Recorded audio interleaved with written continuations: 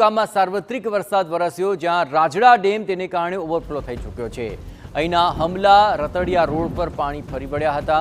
ભારે વરસાદથી માર્ગ તૂટી ગયા અને ગામ સંપર્ક વિહોણું બની ગયું। સમગ્ર કચ્છમાં રાતથી જ સાર્વત્રિક વરસાદ જોવા મળ્યો હતો અને તેને લઈને જળબંબાકારની પરિસ્થિતિ જોવા મળી હતી। હમલા રતડિયા રોડ પર પાણી ફરી વળતા આ રોડને પણ નુકસાન પહોંચ્યું છે। રસ્તો તૂટી જતા અહીંથી જે ગામો છે તેના સંપર્ક તૂટી ચૂક્યા હતા। રાજડા ડેમ ઓવરફ્લો થવાને કારણે આ પરિસ્થિતિ સર્જાય છે।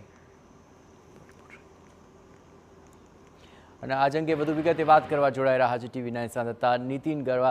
નીતિન, હાલ કચ્છની જો પરિસ્થિતિની વાત કરવામાં આવે, ગત રાતથી જે વરસાદ શરૂ થયો છે, શું પરિસ્થિતિ જોવા મળી રહી છે? કયા કયા વિસ્તારોની અંદર હાલ વરસાદને કારણે કેવા છે હાલ? જી, માંડવી તાલુકામાં સાર્વત્રિક વરસાદ જે છે તે વરસી રહ્યો છે। રાજડા ડેમ જે છે તે ઓવરફ્લો થયો છે। હમલા રતડિયા રોડ પર ભારે પાણી ફરી વળ્યા છે। ભારે વરસાદથી માર્ગ તૂટી જતા ગામ જે છે તે સંપર્ક વિહોણું બન્યું છે।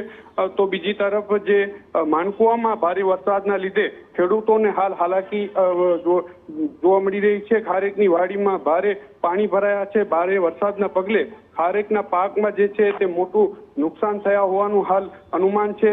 વાડીની જે દિવાલો જે છે તે અને બંધ તોડી વરસાદી પાણી જે છે તે બહાર નીકળ્યું છે।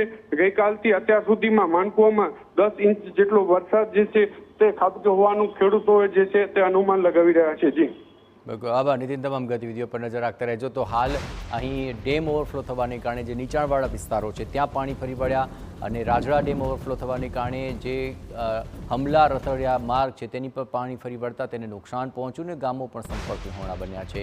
ખેતરોમાં પાણી ભરાતા ખેડૂતોની ચિંતા વધી છે। આ તરફ કચ્છના ગઢ